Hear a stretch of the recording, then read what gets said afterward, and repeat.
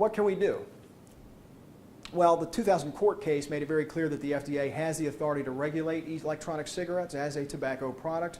It took them 4 years. Last April, they put forth some minimal proposed regulations. It's an age restriction and some product placement rules. It contains no rules on advertising. It contains no rules on the flavors. You can't purchase flavored cigarettes in the United States of America anymore unless they're menthol, but you can buy any of thousands of types of electronic cigarette flavors. So the FDA has taken a baby step, and we haven't even got that on the books yet because it's in the public comment period, and they haven't even issued what the final proposals will be.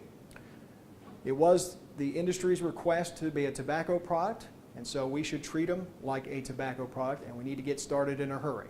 And that requires a full assault on a whole bunch of different rules. The Tobacco Control Legal Consortium is a great nonprofit group up in, I want to say, Minnesota, and they publish all kinds of great information, and they'll even help with language. We've had them help us draft ordinances and things like that locally in Florida.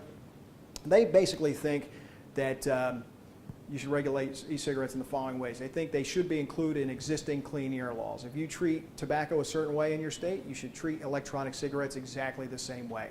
They are, for all intents and purposes, legally equal products, so treat them that way. And the problem with that is that most smoke-free laws define the act of smoking, and these guys have gone out of their way to make sure that you understand that you're not smoking, you're vaping, and it's somehow different than smoking. They are chemical emissions from a device. They are air pollutants. Many of the things are similar to tobacco smoke.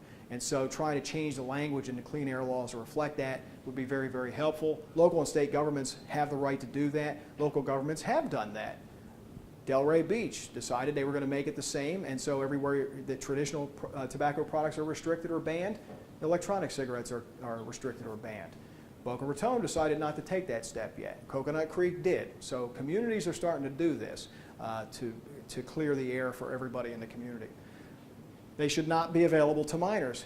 You would think this would be a no-brainer, but the FDA is struggling right now to issue a proposed regulation to say we're not going to sell them to anybody under the age of 18. Florida passed a law last year to do that. It went into effect July 1st because many communities were already doing it. But what they did was they called it a nicotine dispensing device and liquid nicotine so that it doesn't fall under any other rules of tobacco. Those products are not taxed. A freestanding vapor shop doesn't even need a tobacco license, and so they're not tracked, and DBPR is not going to see if underage minors are purchasing it because there's no way to know who's open in your community. And so just getting them licensed would be a big help. Under federal law, again, retailers can't sell cigarettes and smokeless tobacco to people under the age of 18. That's built into the FDA law, and that needs to be exerted in all local and state communities as fast as possible. Cigarettes should be taxed as tobacco products. Problem is, if something's cheaper, that's where kids will go. I showed you the data that when the cigarette tax went up, the kids moved over to cigars. Now again, both of those things are trending down, but there was an instant flip as soon as cigarettes were more expensive. These things are cheap. They're the cheapest thing on there, so surprise, surprise, you see a big rise in the use among kids. So trying to get them more expensive, minimum pricing or some sort of tax. There's some interesting information at the Florida legislature that this year that the Speaker of the House is interested in having them taxed on an equivalent rate. I thought that was very forward thinking on his part. It's going to be done in a budgetary thing, so we have to watch how the budget plays out to see if that language is added. But there is some interest in doing that in Tallahassee. State and local governments can levy taxes on tobacco products. I bet you didn't know that. Kind of an underused tool, but even local communities can put an additional fee onto any tobacco products.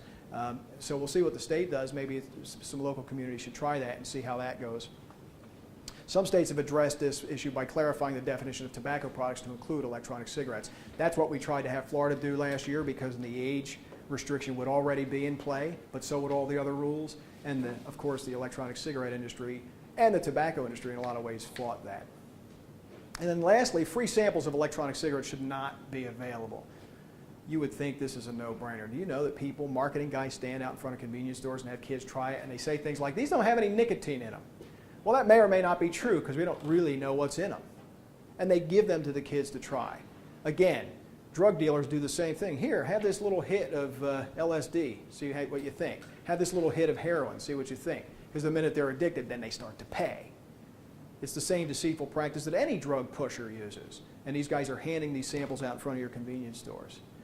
So those rules are in play for cigarettes and smokeless tobacco under the FDA rules, and we need to get that electronic cigarettes added to that language as fast as we possibly can. Again, state and local governments can do it and not wait on the FDA. On the other hand, if the industry really wants to be treated like a cessation product, which is what they keep telling us, it's all about quitting, then they have to undergo the same rigorous study that any tobacco cessation product would go through. Double-blind, placebo-controlled studies, and prove to me at the end of the day that 6 months out, people are done with nicotine. That's the gold standard. Happy to help them with that. We know exactly how to do it. They're welcome to come and play. They won't because they don't want people to quit, right? That's not their business model.